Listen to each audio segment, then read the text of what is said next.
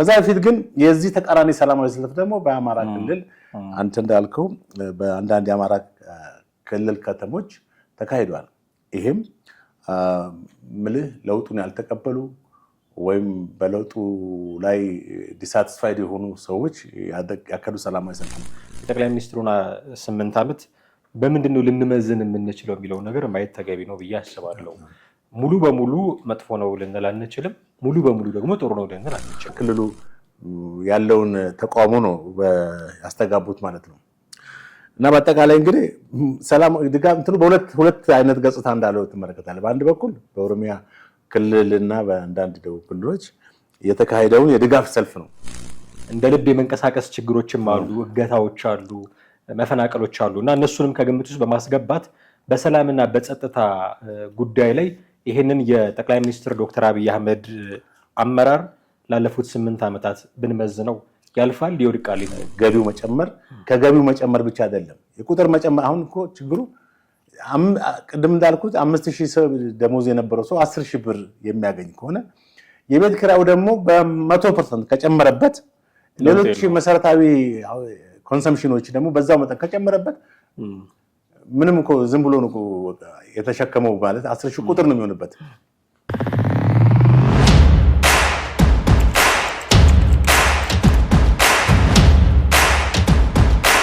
ሰላም ጤና ይስጥልን። እንዴት አላችሁ ውድ ቤተሰቦቻችን? ይህ ዘኢትዮጵያ የዩቲዩብ ቻናላችን ነው። ጥላሁን አክሊሉና ማህደገፋ በወቅታዊ ፕሮግራማችን ወደ እናንተ መተናል። በዛሬው ፕሮግራማችን የትላንትናውን የመጋቢት 24ቱን ሰልፍና አንድምታዎቹን እንቃኛለን። ክቡር ጠቅላይ ሚኒስትሩ ወደ ስልጣን ከመጡ ትናንት 8 ዓመት ሞልቷቸዋል። ያለፈውን 8 ዓመት ከሞላ ጎደል ለመዳሰስ እንሞክራለን። እስከ ፕሮግራማችን ፍጻሜ ድረስ አብራችሁን ትቆዩ ዘንድ ያክብሮት ግብዣችን ነው። ከኛ ጋር ሆኖ ጥሬ እንዴት አለ? ሰላም ነው አለን። እንግዲህ 8 ዓመታት ሙሉት። አሁንም ለውጥ እየተባለ ነው። ያለፉትን 8 ዓመታት የለውጡ አገዛዝ አገዛዝ የሚለው ተቃዋሚዎች የሚጠቀሙበት ቃል የለውጡ አመራር ከመጣ ጀምሮ እንዲህ አድርገናል እንደዚህ ሆኗል የሚሉ ሰልፎች ኢቨን ትላንትና በአዲስ አበባም በተለያዩ የኦሮሚያ ክልል ከተሞችም ሲደረግ ነበረ። በተቃራኒው ደግሞ አማራ ክልል የተቃውሞ ሰልፎች ሲደረጉ ነበረና እንዲህ ያለ የሰልፍ ፖለቲካ የተስተናገደበት ቀን ነበረ ትላንትና። ሁለቱን ሰልፎች እኔ በማነጻጸር ብንጀምር ደስ ይለኛል። የድጋፍ ሰልፎች ተደርገዋል አዲስ አበባ በተለያዩ ክፍለ ከተሞች እና በኦሮሚያ ክልል የተለያዩ ከተሞች ተደርጓል። አማራ ክልል ውስጥ አንዳንድ ቦታዎች ላይ ፋኖች ሼር ሲያደርጓቸው የነበሩ ሰልፎች አሉ። ውጪ ያሉ ሚዲያዎችም እንዲሁ በጣም ሲያራገቧቸው ነበር። የተቃውሞ ሰልፎች ተደርገዋል። ምን ይነግረናል ይሄ? አንድ ማናቸው አሁን ኢህአፓ ውስጥ መኖር አለመኖራቸውን እርግጠኛ አይደለሁም። ዋና ጸሐፊ ነበሩ አበባ አካሉ ከኢዜማ ወደ ኢህአፓ ገብተው የነበሩት። አሁን ያሉበትን ቦታ በእርግጠኝነት ማወቅ አልችልም። ለምንድን ነው የድጋፍ ሰልፍ ኦሮሚያ ክልል ብቻ የሚደረገው? ጠቅላይ ሚኒስትሩ ወይም ደግሞ ለውጡ ለሀገር የመጣ ከሆነ ለምንድን ነው ኦሮሚያ ክልል ውስጥ ብቻ የሚደረገው የሚል ጥያቄ ሲያነሱ ሰምቻቸው ነበር እና ከዛም አንጻር ልንቃኘው እንችላለን ብዬ ነው። ሰልፎቹን እንዴት አገኛል? ትክክል። እንግዲህ አንተ እንዳልከው በአዲስ አበባና በተለያዩ ኦሮሚያ ክልሎች ክልል ከተሞች እንዲሁም ሌሎች ቦታዎች በደቡብም የተወሰነ ቦታ ተካሂዷል እና የድጋፍ ሰልፍ ተካሂደዋል። ጠቅላይ ሚኒስትሩ ወደ ስልጣን የመጡበትም 8ኛ ዓመት በማክበር መጋቢት 24 2010 ወደ ስልጣን የመጡት እንደሚታወቀው እና ላለፉት 8 ዓመታት መንግስት በልማቱ በእድገት በኩል ያመጣቸውን መርታዎች መሰረት በማድረግ የድጋፍ ሰልፎች ተካሂደዋል። በአንዳንድ ቦታዎች በጣም ደማቅ የሆኑ ሰልፎች በሞተረኛ በመኪና እየታጀበ የተካሄደበት ሁኔታ ነው። በአምቦ፣ በሐረር፣ በባሌ፣ በአርሲ፣ በጂማ፣ በሌሎች የምዕራብና የምስራቅ የኦሮሚያ ክልሎች ሰላማዊ ድጋፍ ሰልፎች ተካሂዷል።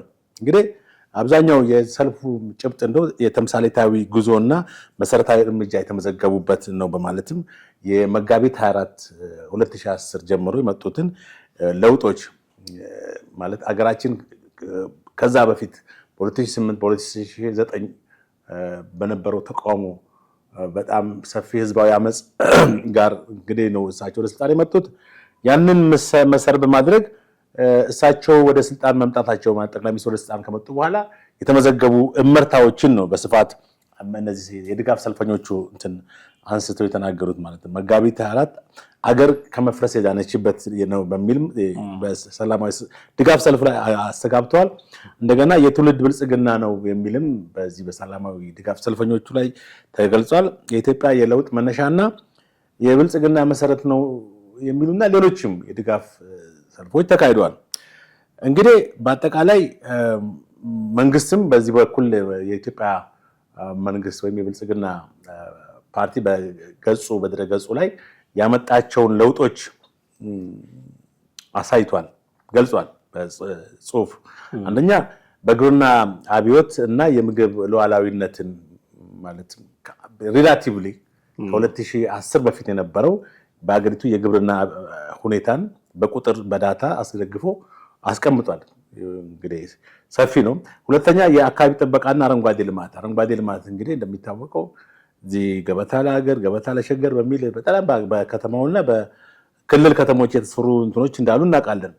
የአረንጓዴ ልማት የችግኝ ተከላውንም ያካታል። በ48 ቢሊዮን ወደ 48 ቢሊዮን የሚተከሉ ችግኞች መትከሉን ጠቅሶ ገልጿል። የኢንዱስትሪ ፖሊሲና የውጭ ንግድ አቅጣጫንም አስቀምጧል። የከተሞች አብዮትና የሰው ሀብት ልማትን መመርታውን አስቀምጧል። የማዕድንና የገቢ ንግድንም በዚህ መንገድ ባልኩልም በማዕድን ዘርፍ የመጣውን ለውጥም አስቀምጧል። የዲጂታል ትራንስፎርሜሽን ኢትዮጵያ በዲጂታል ትራንስፎርሜሽን አሁን ወደ ዲጂታል ትራንስፎርሜሽን ሙሉ በሙሉ ባትገባም በጣም ሰፊ የሆነ የዲጂታል ትራንስፎርሜሽን በ8 ዓመት ውስጥ ማምጣቷን በዚህም የተገኘውን ውጤት አስቀምጧል። የከተሞች አብዮትና የሰው ሀብት ልማትን ከተሞች አብዮት ሲባል በአዲስ አበባና በተለያዩ ክልል ከተሞች ከኮሪደር ልማት አንስቶ የከተሞች ውበትና የከተሞች እድገትን የሚያሳይ ነገሮችን ገልጿል። እንግዲህ አሁን ይሄን አጠቃላይ ስንዳስሰው መንግስት ከገለጸውና ሌላ በሌላ በኩል ያለውን ደግሞ የምናይበት ሁኔታ ነው። ከዛ በፊት ግን የዚህ ተቃራኒ ሰላማዊ ሰልፍ ደግሞ በአማራ ክልል አንተ እንዳልከው በአንዳንድ የአማራ ክልል ከተሞች ተካሂዷል። ይሄም ምልህ ለውጡን ያልተቀበሉ ወይም በለውጡ ላይ ዲሳቲስፋይድ የሆኑ ሰዎች ያካሄዱ ሰላማዊ ሰልፍ ነው። ግን በመንግስት ሚዲያ በአብዛኛው የተገለጸው ሰላማዊ ድጋፍ ሰልፉ ነው። ይሄ አሁን አንተ ያልከው የዚህ የተቃውሞ ሰልፉ በውጭ በሚገኙ ዲያስፖራ አባላትና በፋኖ ሚዲያዎች ማለት ሶሻል ሚዲያዎች ነው ሲተላለፉ የነበሩት እና እንግዲህ ቅድም የጠቀስካቸው ፖለቲከኛም እንዳሉት መንግስት ተጠቃሚ እንደ ሀገር ለውጡ ሁሉን ማካተት አለበት። የኦሮሚያ ክልል ብቻ ለምን ሰላማዊ ሰልፍ ይወጣል? ለምን አማራ ክልል አይወጣም? በእርግጥ በአንዳንድ ቦታዎች በደቡብ ወጥቷል አይደል? በእንትን ግን አልተገለጸም መሰለኝ። በሚዲያ ላይ ጎልቶ የተገለጹት በኦሮሚያ ክልል የተካሄዱ ሰላማዊ ሰልፎች ናቸው እንጂ በደቡብ ተካሂዷል። በቤኒሻንጉልም በሌሎችም ተካሂዷል እና ግን በአማራ ክልል ይህን ለውጥ ደግፎ ሳይሆን በተቃራኒ ነው ሰላማዊ ሰልፍ ያካሄዱት። አንደኛ በክልሉ እንደሚታወቀው ካለፉት 2 ወይም 3 ዓመታት ወደዚህ በጦርነትና በግጭት እንትን ውስጥ ነው ያለው። የፖለቲካ አለመረጋጋት ያለበት ክልል ነው እና ብዙ ቀውስ ያለበት ዛሬም ድረስ በችግር ውስጥ ያለ ክልል ነው። ከዚህ አንጻር ክልሉ ያለውን ተቃውሞ ነው ያስተጋቡት ማለት ነው እና በአጠቃላይ እንግዲህ ሰላም ድጋፍ እንትኑ በሁለት አይነት ገጽታ እንዳለው ትመለከታለህ። በአንድ በኩል በኦሮሚያ ክልልና በአንዳንድ ደቡብ ክልሎች የተካሄደውን የድጋፍ ሰልፍ ነው።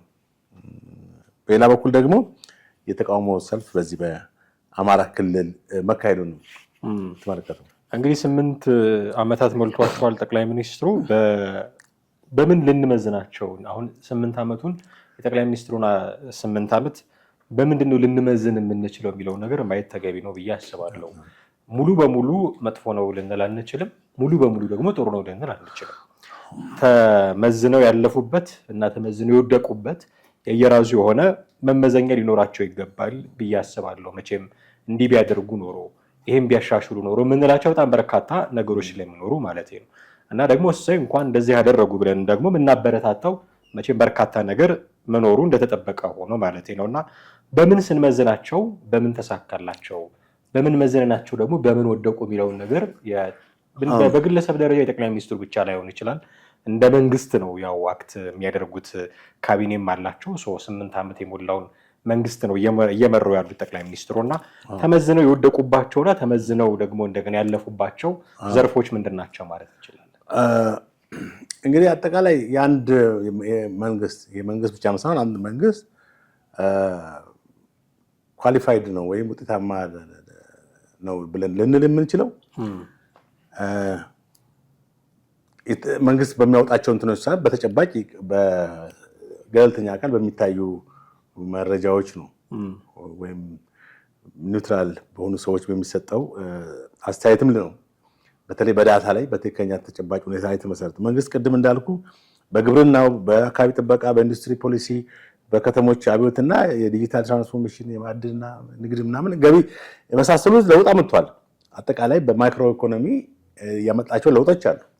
መንግስት በራሱ ቀድሞ ከነበረበት ደረጃ ከዛሬ 8 ዓመት በፊት ጋር ሲነጻጸር የቁጥር ለውጥ አለ።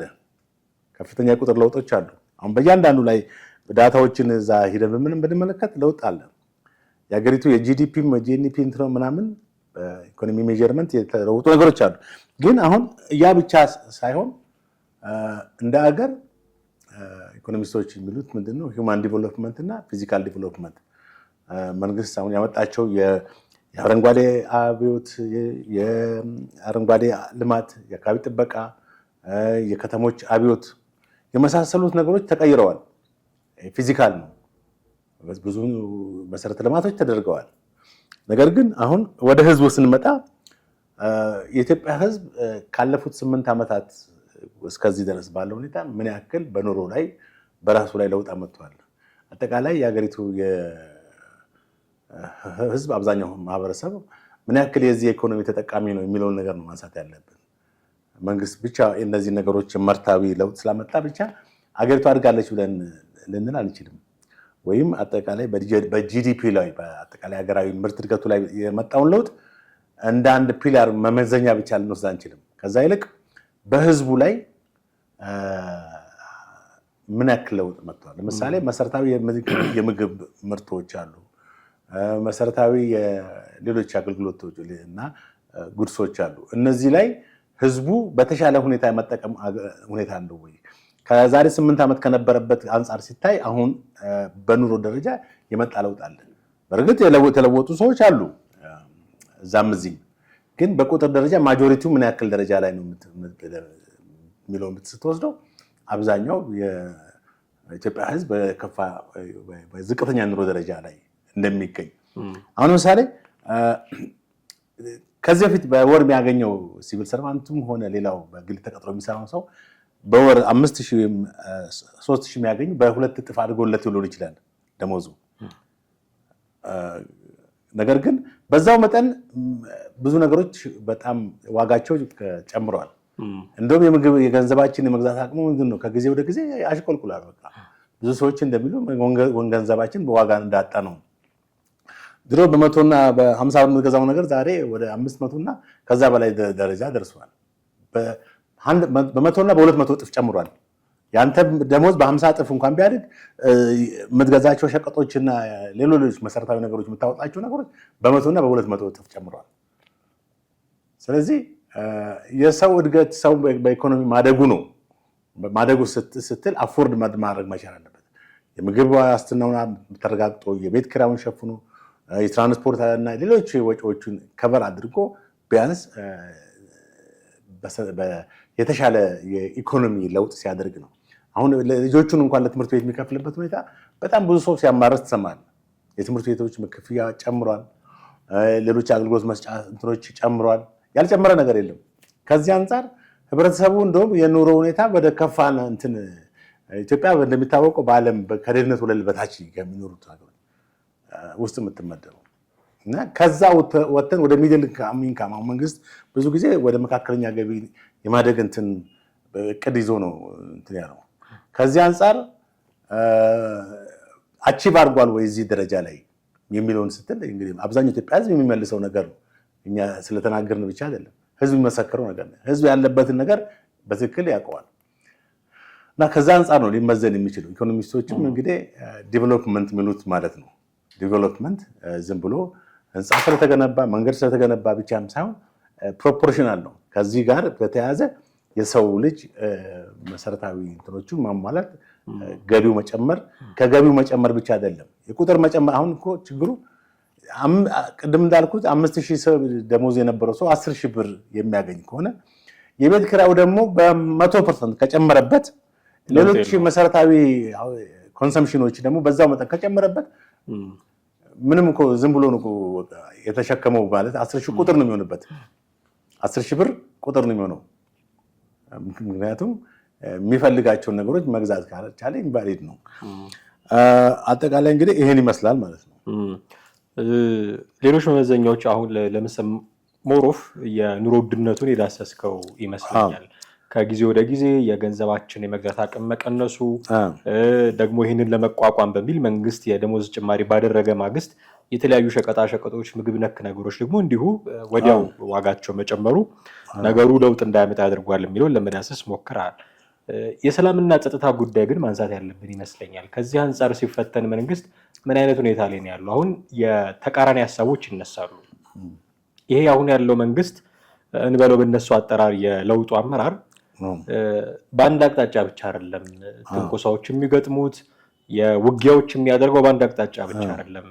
ፖቴንሻሊ ደግሞ ነገ ከነገ ወዲያ ውጊያዎች ሊነሳሉ ተብለው የሚሳጋባቸው ቦታዎችም አሉ። ለምሳሌ በትግራይ በኩል ከዛሬ ነገ ውጊያ ጀመሩ ይሆን ወይ እየተባለ የሚፈራበት ነው። ከኤርትራ ጋር እንዲህ አይነት ስጋቶች አሉ። እንደምታውቀው አማራ ክልል ውስጥ ኦንጎይንግ ዋር ነው ያለው። እስካሁን 3 ዓመት ሊሞላው ጥቂት ወራት ብቻ ናቸው የቀሩት። የኦሮሚያ ክልሉ ከኦነግ ሀገር ውስጥ ከገባበት ጊዜ ጀምሮ እንደምታውቀው አሁን ድረስ ወጣ ገባ የሚል ውጊያ ላይ እንዳሉ ይታወቃል። ይህንን ሁሉ ሁኔታ ተቋቁሞ እዚህ የደረሰ 8 ዓመታት የዘለቀ ጠንካራ መንግስት ነው ብሎ የሚያነሱ ሰዎች አሉ። በተቃራኒው ደግሞ እነዚህን ነገሮች በአጭር ጊዜ ማስታገስ ያልቻለ፣ ውጊያዎች ሲነሱ በአጭር ኦፕሬሽን መቅጨት ያልቻለ፣ ውጊያዎች እንዳይፈጠሩ ማድረግ ያልቻለ ነው እና ደካማ መንግስት ነው ደግሞ ብሎ የሚያነሱ አሉ። ስለዚህ ከሰላምና ከጸጥታ አንጻር እንደምታውቀው እንደ ልብ የመንቀሳቀስ ችግሮችም አሉ፣ እገታዎች አሉ፣ መፈናቀሎች አሉ እና እነሱንም ከግምት ውስጥ በማስገባት በሰላምና በጸጥታ ጉዳይ ላይ ይህንን የጠቅላይ ሚኒስትር ዶክተር አብይ አህመድ አመራር ላለፉት 8 ዓመታት ብንመዝነው ያልፋል ይወድቃል? ቅድም ያነሳሁት እንትን አለ። በመንግስት የሚያወጣቸው መግለጫዎች ማለት ከእድገቱ ጋር በተያያዘ የራሱ እንትን አለ እና በኒውትራል ገለልተኛ በሆኑ ሰዎች ደግሞ የበለጠ ቢረጋገጥ ያ ነገር ትክክለኛ ነው የሚል እንትን ላይ እንደርሳለን። የአንድ ሀገር ኢኮኖሚ እድገት አድጓል ብለን የምንለው የበለጠ የፖለቲካ መረጋጋት ሲኖር ነው። የፖለቲካ መረጋጋት በሌለበት ሁኔታ እድገቱ ኖርማል እድገት አይደለም። እድገት እንኳን ቢኖር ዲክላይን ማድረጉ የማይቀር ነው። ግጭቶች ባሉበት፣ ጦርነቶች ባሉበት ቦታ ሁል ጊዜ ምርታማነት በጣም የወረደ ነው የሚሆነው። ማኒፋክቸሪንግ ኢንዱስትሪዎች፣ የተለያዩ ነገሮች ሁሉ በጣም እንትን ነው። የቱሪዝም እንቅስቃሴ ሁሉ በጣም ይወርዳል። ከዚህ አንጻር ረዳት ፕሮፌሰር ሀብታሙ ግርማ የተባሉ በጅጅጋ ዩኒቨርሲቲ ረዳት ፕሮፌሰር የኢኮኖሚክስ ወይም የምጣኔ ሀብት ፕሮፌሰር ናቸው። በሪፖርተር ጋዜጣ ላይ ከጻፉትን ሀሳብ ይዤዋለሁ። የፖለቲካ ተግዳሮቶችን በሚል ማለት ኢንስታቢሊቲ፣ ፖለቲካል ኢንስታቢሊቲ ለዚህ ሲግኒፊካንት ኔጋቲቭ ኢፌክት ነው ያሉት። አሉታዊ ተጽዕኖ እንደሚፈጥር ነው የተናገሩት። ለምሳሌ አሁን ኢትዮጵያ እሳቸውን ሪፖርት ያቀረቡት የዓለም አቀፍ የገንዘብ ድርጅትን እና የተለያዩ ዓለም አቀፍ ሪፖርቶችን መሰረት አድርገው ነው እና በህዳር ወር ከ2013 ጀምሮ በትግራይ የተካሄደው ጦርነት ከ100 ቢሊዮን በላይ መንግስትን አስወጥቶታል። ከዚሁ ጋር በተያያዘ በጦርነቱ ለተጎዱ ወገኖች በወር $20 ሚሊዮን ወይም 1 ቢሊዮን ብር በወር ነው አስብ ኢትዮጵያ መንግስት እንትን ያለ። ከዛ ክልል ኦልሞስት ከኢንዱስትሪ ወደ 20% ኢንዱስትሪ እንትን ያገኝ ነበር ጂዲፒ መንግስት። አሁን ኢንዱስትሪዎችም እዛ አካባቢ ከኢንዱስትሪ የሚገኙ ምርትም የለም። አብዛኛው ኢንዱስትሪዎች በጦርነቱ ወድመዋል፣ ሌሎቹም ተዘርፈዋል እና ከኢንዱስትሪ ምርት የሚያገኘው ነገር ጭራሽ ክልሉ ራሱን ከመቻል ይልቅ እንደውም የዚህ መንግስት የፌዴራል መንግስት ተደጓሚ መንግስት ነው። ምክንያቱም እዚህ ጋር በጦርነት የተጎዱ ወገኖች 20 ቢሊዮን ዶላር ወይም 1 ቢሊዮን ብር በወር ነው በየዓመቱ ማስበው እንግዲህ ይሰጣል። ሌላው ደግሞ የፖለቲካው አለመረጋጋት በመሰረተ ልማቶች ላይ ከሚያደርሰው በተጨማሪ አጠቃላይ በኢኮኖሚው በናሽናል በኢኮኖሚው ላይ የሚያደርሰው ጫና እጅግ የከፋ ነው። ለምሳሌ በአማራ ክልል ብትወስድ ባለፉት 2 ዓመታት ብቻ በተካሄደው ጦርነት በፋኖ እና በዚህ በፌዴራል መንግስት በተካሄደው ጦርነት ከፍተኛ የኢኮኖሚ ውድመት ደርሷል። አማራ ክልል ወደ 22 ምናምን በመቶ ከዚህ ወደ ለፌዴራል መንግስቱ የጂዲፒ ኮንትሪቢዩሽን አለው። ያ ሁሉ በጣም ቀንሷል ወይም ወርዷል። የቱሪዝም አገልግሎት የሚታወቅበት ክልል ነው። ምክንያቱም በኢትዮጵያ ታሪካዊ ቅርሶችና ታሪካዊ ስፍራዎች ያሉበት ክልል ነው አማራ ክልል። አብዛኛው ባለፉት 2 ዓመታት በጦርነቱ ምክንያት ቱሪስቶች ወደዛ ክልል በብዛት አይሄዱም። የቱሪስት ፍሰቱን በጣም ቀንሷል። ሌሎች የክልሉ ገቢ የሚያገኝባቸው ሬቨኒው የሚያገኝባቸው ነገሮች ሁሉ በጣም በጦርነቱ ምክንያት ቀንሰዋል። ይሄ ሁሉ የኢኮኖሚውን የሚጎዳና የኢኮኖሚው ላይ ተጽዕኖ የሚያሳድር ነው። ከዚሁ ጋር በተያያዘ እንደውም ምሳሌ ያስቀመጡት ነገር አለ። አሁን የፖለቲካ አለመረጋጋት በኢኮኖሚ ላይ የሚያመጣው ተጽዕኖ ለምሳሌ ኢህአዴግ መንግስት GTP1 ግሮዝ ኤንድ ትራንስፎርሜሽን ፕላኒንግ በሚል የ5 ዓመት እቅድ አቅዷል። 2 GTP1 እና GTP2 በተለይ GTP2 ያሁን GTP2 የ5 ዓመት የቅና ትራንስፎርሜሽን እቅድ ሁለተኛው ትግበራ ላይ ፌል አድርጓል ማለት ይቻላል። ምክንያቱም በዛን ጊዜ በሀገሪቱ ህዝባዊ ተቃውሞ የተነሳ በኦሮሚያ ክልል፣ በአማራ ክልል የኢህአዴግ መንግስት ለመጣል ሰፊ የሆነ ህዝባዊ ተቃውሞ የተካሄደበት ነው። በዚህን ጊዜ ኢህአዴግ በወቅቱ ሲናገር የነበረው 11 በመቶ እድገት ነው የሚለው ወደ 6 በመቶ ነው የወረደበት ሁኔታ ነው የምትመለከተው። አሁንም ከዛ አንጻር የዚህ የትግራይ ክልል ላይ የተካሄደው ጦርነት አሁንም በአማራ ክልል ያሉ በኦሮሚያ በአንዳንድ ቦታዎች ያሉ ግጭትና የፖለቲካ አለመረጋጋት በኢኮኖሚ ላይ ትልቅ አሻራ ማለትም ጠባሳ እንደሚጥል ነው። ሌላው በ2017 ላይ የተካሄደ ጥናት እንደሚያሳየው ኢትዮጵያ ከዲያስፖራ በቀላል ገንዘብ አይገኝም። ከፍተኛ በሬሚታንስ ከውጭ በሚመጣ ትልቁ የመንግስትም አቅም ይገነባበት ነበር። ለምሳሌ በ3 ወር ውስጥ 1.1 ቢሊዮን ብር በ2014 ማለት ነው።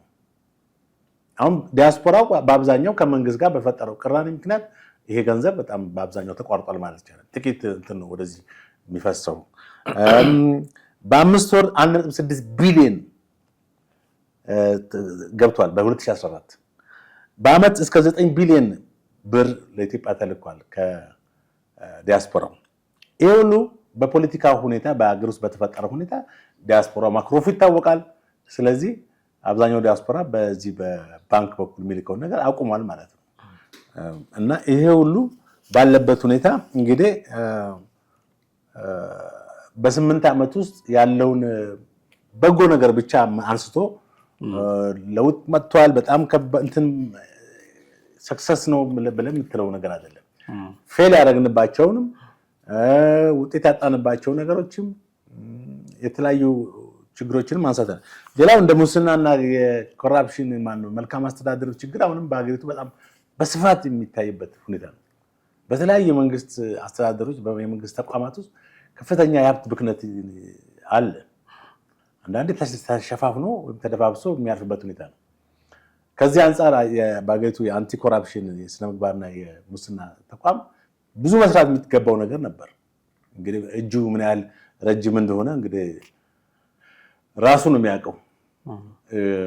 እጁ በጣም ቢረዝም ብዙ የመንግስት ተቋማትን ብልሹ አሰራር ሙስናን አጋልጠው፣ ምክንያቱም ለሀገሪቷ ኢኮኖሚም ለሀገሪቷ እድገትም ትልቅ ነቀርሳ ወይም ጋንግሪን የሆኑት ተቋማቶች አሉ።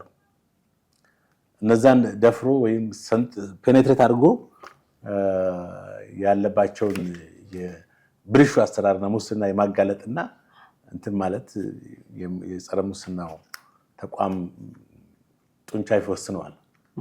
ጡንቻው እስከምን ድረስ ነው የሚለው ይወስነዋል። ግን ከሰላምና ከጸጥታ አንጻር ፌል ያደረግንባቸው ነገሮች አሉ ስንል ይህን ፌለሪቲ ያመጣው ማን ነው የሚል ጥያቄ ተያይዞ መነሳቱ አይቀርም። እርግጥ ነው አገሪቱን የሚመራ መንግስት ነው። ስለዚህ ችግሮች ሲኖሩ ሪያክት እንዲያደርግ እንጠብቃለን፣ የማስተካከያ እርምጃዎች እንዲወስድ እንጠብቃለን። ግን እስካሁን ድረስ ከጦርነት አዙሪት ውስጥ አልወጣንም።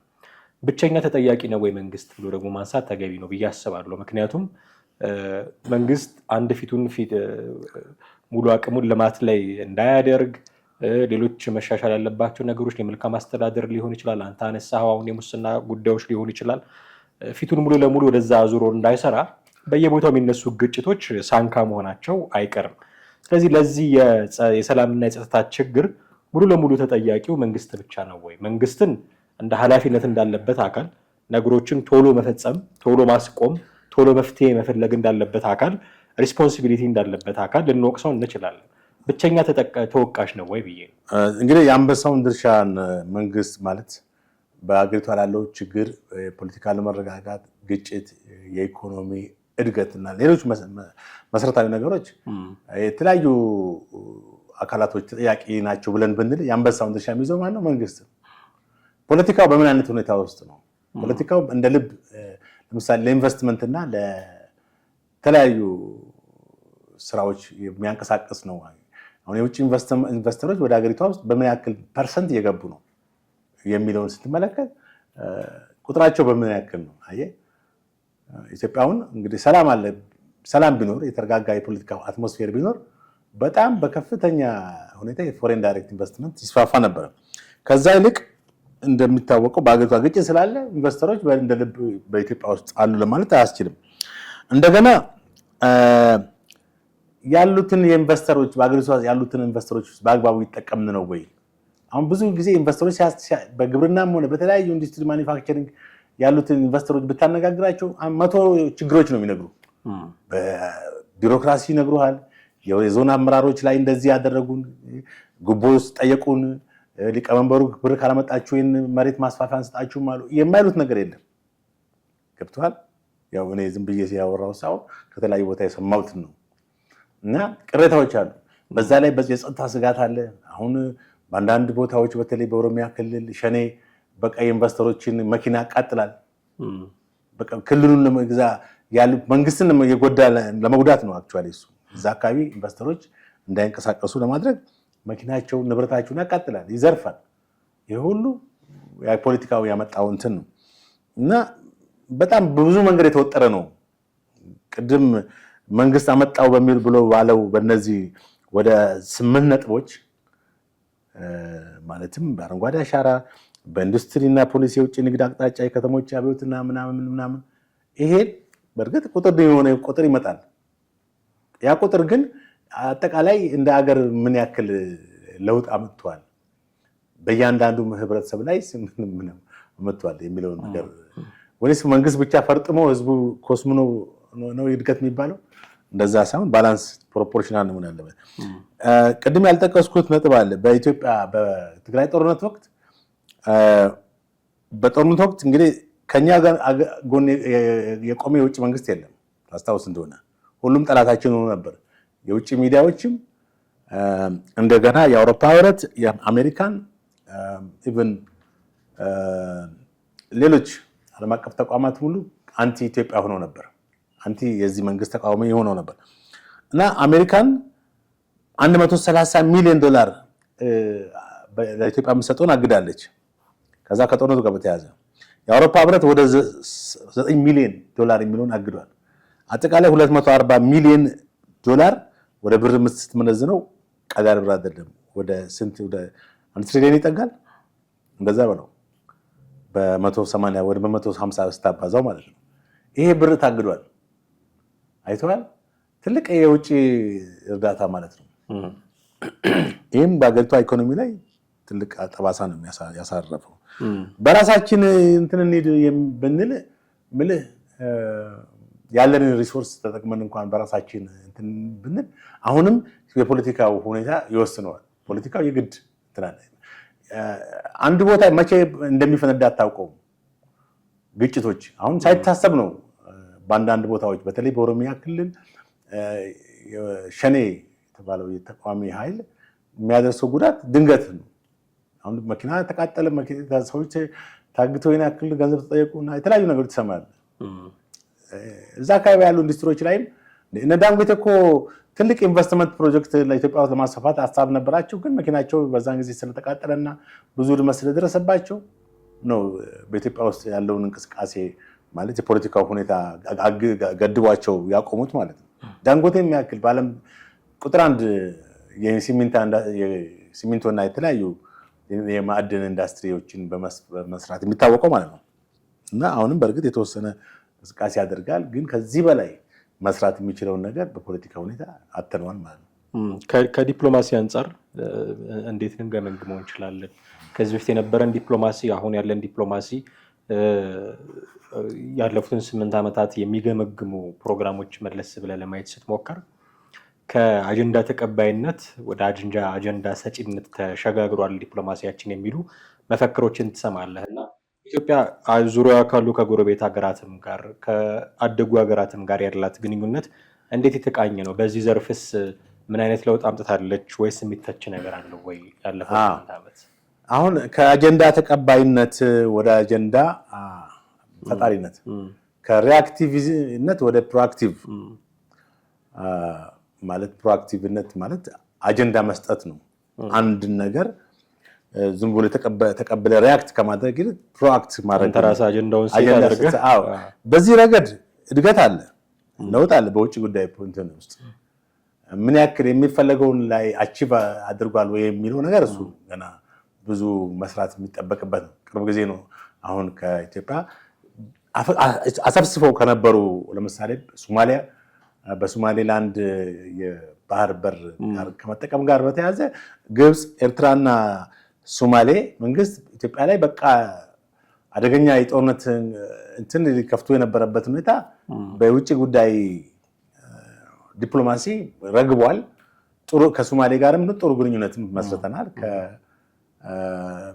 ከሱዳንም ከሌሎችም የጎረቤት ሀገራት ጋር ኢቭን በውጭም ከዚህ ከህዳሴው ግድብ ጋር በተያያዘ ኢትዮጵያ ቀድሞ በግብፅ ብቻ የሚቀርበውን አጀንዳ ካውንተር አታክ አድርጋ አሁን ባለው ሁኔታ እንትን ብላለች። ከዚህ በፊት ኢትዮጵያ ወንዙን ለብቻዋ ልትጠቀም ነው የሚሉ አጀንዳዎች ይመጡባት ነበረ። ኤርትራን እንዲህ ልታረግ ነው የሚመጡ። አሁን ግን እሷ ራሷ ቀይ ባህር አክሰስ ማድረግ አለብኝ ወደብ እፈልጋለሁ የሚሉ አጀንዳዎችን ፈጥራ መስጠት ጀምራለች። ትክክል። አሁን በተለይ ከዚህ ከሚድል ኢስት ከገልፍ ካንትሪዎች ጋር አሁን ገልፍ ካንትሪዎች አጋጣሚ ጦርነቱ ውስጥ ገቡ እንጂ በጣም ትልቅ እንቅስቃሴ የተካሄደ ነበር። እነ ዩናይትድ አረብ ኤሚሬት፣ እነ ሳውዲ፣ እነ ኳታር ጋር ያለውን ግንኙነት የኢትዮጵያ መንግስት ያጠናክር ነበር። እነሱ በእርግጥ ያው ሰጥቶ መቀበል ነው። ፖርት ነው የሚፈልጉት። ፖርትና ስትራቴጂ እንትን ነው። ከቀይ ባህር ጋር በተያያዘ ኮንትሮል የሚያደርጉት እንትን አለ። እነሱ ናሽናል ኢንተረስታቸው አለ። ግን ይሁን ምንም አያገባንም። እኛ ሰጥቶ በመቀበል ፕሪንሲፕል መሰረት እኛ የምንሰጣለን፣ እነሱም ይቀበላሉ። ከዚህ አንጻር ለውጦች እየተካሄዱ እንደሆነ ትመለከታለህ። ግን በሚፈለገው ፍጥነት በሚፈለገው ደረጃ ላይ ነው የሚባለው ነገር አሁንም ብዙ ጥያቄ ሊነሳበት የሚችለው። ምክንያቱም ረጅም ዓመታት ክፍተቶች ነበሩ። እነዛን ክፍተቶች ሞልቶ ወደፊት ፎርዋርድ የማድረግ ሁኔታ ራሱን የቻለ ትልቅ ጥረትና ሞር ስትራቴጂስት መሆን የሚጠይቅ ነው። አሁን ከዚህ ጋር በተያያዘ አሁንም ገና መስተካከል የሚገባው የሚል እኔ አሁን ከተለያየ ቦታዎች ከምሰማው መረጃ በውጭ ያሉት ኤምባሲዎቻችን ምን እየሰሩ ነው የሚለውን ስትመለከት በጣም ብዙ ጥያቄዎች የሚነሱባቸው ኤምባሲዎች አሉ። ኢትዮጵያ አሁን በዓለም ዙሪያ በብዙ ሀገራቶች ቁጥሩን በእርግጠኛ ባልሆንም እንግዲህ በብዙ ሀገራቶች ኤምባሲዎች አላት፣ ቆንስላዎች አላት። አሁን በእነዚህ ሀገራቶች ደግሞ በብዙ ሀገራቶች ደግሞ የራሱ አይደለም ኤምባሲው፣ ተከራይታ ነው። ለኤምባሲ የሚወጣ ወጪ አለ። ለአምባሳደሩ፣ ለምክትል አምባሳደሩ፣ ለስታፍ ሜምበርስ እና ለተለያዩ የኤምባሲ ሰራተኞች፣ ለጥበቃ፣ ለአትክልት፣ ለሹፌር፣ ለእነዚህ ሁሉ ይወጣል። ይሄ እንግዲህ ከዚህ ሀገር ከሚሄደው ነው እንጂ እነሱ ነጋዴዎች አይደሉም። የሚሸጡትም የሚለውጡትም ነገር የለም። እዛ ኤምባሲዎች ደሞዛቸውም የቤት ኪራያቸውም የአምባሳደሩ ሬዚደንሲ ምኑ የሚከፈለው ለማን ነው? ከዚህ ከኢትዮጵያ ከሰራተኛው፣ ከመንግስት ሰራተኛው፣ ከነጋዴው ከምኑ የሚሰበሰበው በግብር በምናምን ሀብት ነው አይደል? ወደዛ ሄደው ወይም አገሪቷ በውጭ በምትሸጠው በምትለውጠው ሀብት ተሰብስቦ ነው። ከዛ ተቆንጥሮ መሄድ በውጭ ጉዳይ መስሪያ ቤት በኩል ግን እነዚህ ሰዎች እዛ ጋር ያሉ በኤምባሲ ያሉ ሰዎች ኢትዮጵያ በውጭ ያላትን ወይም የኢትዮጵያ አምባሳደር ሲባሉ እኮ ኢትዮጵያ በውጭ ያላትን ተሳትፎ በውጭ ሀገር ያላትን ሚና ጠበቃ ሆነው አምባሳደር ሆነው እዛ ጋር ስታንድ ባይ መሆን ነው አይደል? ለምሳሌ በቦርደር ላይ ኮንፍሊክት በሚፈጠርበት ከዚህ ከውሃ ሀብታችን አጠቃቀም ጋር በግዳሴ ግብጽ ከምታነሳው ተቃውሞ ጋር ኤምባሲዎች ምን እየሰሩ ነው የሚለውን ስትመለከት እኔ አንድም ኤምባሲ በዚህ ነገር ስሙ ጎልቶ የወጣ ወይም በዚህ ሀገር ያለው ኤምባሲ ሰዎች ይሄን አደረጉ ምለምት ነው። ከዛ በተቃራኒ ነው የምሰማው። ድሮ ስለ ኤምባሲዎቻችን በአረብ ሀገር ያሉትን ወገኖቻችንን ከፎቅ ሲወረወሩ ከምን ሲወረወሩ ሲደበደቡ ሁሉ መከላከል የማይችሉ ናቸው። ኤምባሲ ሄደን ዞር በሉ ተባልን። ምንም በቃ ዋስትና የሌለባቸው ሁኔታዎች እንደነበሩ እናስታውሳለን። በተደጋጋሚ በቤሩት፣ በሳውዲ፣ በኩዌት ያሉ ኤምባሲዎች ሲወቀሱ ነው የምንሰማው አይደል? አሁን እስከዚህ ወቀሳ ድነዋል ወይ ኤምባሲዎቻችን? ዜጎቻችን በውጭ ያሉ ዜጎቻችንን ደህንነት ከማስጠበቅ የት ነው እንዳሉ አሁን በተለይ በዚህ በጦርነት ወቅት በቤሩት የሰማሁት በጣም ብዙ ሰው በሚሊዮን ቁጥር ውስጥ ተፈናቅሏል። እስራኤል የመታች ያለች እና አንድ ልጅ ሲነግረኝ እህቱ እዛ ነች ያለ አሁን ተፈናቅላለች። ተፈናቅሏል ብዙ ኢትዮጵያውያን ያለንበትን ቦታ እንኳን አናውቅም፣ ለኢትዮጵያ ኤምባሲ ንገሩልን እስከ ማለት አይታል። እና ኢትዮጵያ ኤምባሲ አሁን ዜጎቹን በምን አይነት ሁኔታ እንደሆኑ ማይከታተል ማይኮን አስቸጋሪ። ከዚህ ዜጎቹን ደህንነት ከመጠበቅ በተጨማሪ ኤምባሲው ለሀገሪቷ ደህንነት በሀገሪቷ በውጭ ለምታካሄደው የዲፕሎማሲ ስራ የመብት ተሟጋጅ የሀገሪቷ የመብት ጠባቂ መሆን መቻል አለበት። ለምሳሌ በኳታር ዶሃ ያለው ትልቅ ሚዲያ አልጀዚራ ነው። በአልጀዚራ ሂደው ስለ ኢትዮጵያ ኢንተርቪው የተደረገ ሰምቼም አላውቅም። ምክንያቱም ሂዶ ጥያቄ ቢያቀርቡ ምናልባት አልጀዚራ የማይቀበልበት ምክንያት የለም። ግለሰቡ የራሱን አጀንዳ ሳይሆን የሀገሪቷን አጀንዳ ነው። ኢትዮጵያን በደንብ ስትራቴጂክ ሀገር መሆኗን አልጀዚራ በደንብ ስለሚያውቅ አጀንዳ ማቻዝ ይቻል ነበር።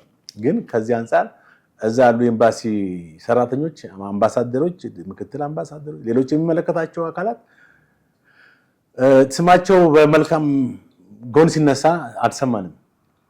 ከዛ ይልቅ እርስ በርስ በዝምድና በብሔር በጎሳ በማንነት ጋር እየተሳሳቡ በቃ አንዱ ሌላውን የመጥቀም ሁኔታ ነው። በስራ አመራር በዛ ምሳሌ ስራ ሁኔታ ቅጥር እንኳን ሲፈጸም እዛ ማስታወቂያ ይወጣል። የሚቀጠረው ግን በዝምድና እንደሆነ ነው። ለቦታው የማይመጥኑ ሰዎች ከዚህ በፊት አቅርበነው ነበር ይህን ጉዳይ እና የውጭ ጉዳይ መስሪያ ቤት ከኤምባሲዎች ጋር ተናቦ ነው መስራት ያለበት አይደል እንዴ? በውጭ ጉዳይ ሚኒስትርና በውጭ ሉካኖች ወደ ውጭ ሀገር በሚላኩ ሉካኖች ብቻ አይደለም። በምክትል ሚኒስትሩና በሚኒስትር ዴታው ብቻ ሳይሆን ከኤምባሲዎች ጋር ለምሳሌ አሜሪካን ሀገር በሚካሄደው በአሜሪካን መንግስት ጋር ባለን ግንኙነት በአሜሪካ ያሉ ኤምባሲዎቻችን በገልፍ ካንትሪ ያሉ ጋር ባለው የፖለቲካ እንቅስቃሴያችን በገልፍ ሀገር ያሉ ኤምባሲዎቻችን ሚና ወሳኝነት አለው ማለት እመርታ መተናል፣ ለውጥ አመተናል በውጭ ዲፕሎማሲ። ግን ለውጡ በሚፈለገው ደረጃ ገና ይቀረናል ማለት ነው። እጅግ አድርጌ አመሰግናለሁ ጥሌ። ውድ ቤተሰቦቻችን እናንተም ከኛ ጋር ነበራችሁ ቆይታ እጅግ አድርገን እናመሰግናችኋለን። የዛሬው ፕሮግራማችንን እዚህ ላይ እናበቃለን። ጥላሁን አክሊሉና ማህደ ገፋ ነበርን። ሀሳብ፣ አስተያየት፣ ጥያቄ ካላችሁ በተለመደው መንገድ ልታደርሱን ትችላላችሁ። የዛሬውን አበቃን። ጤና ይስጥልን።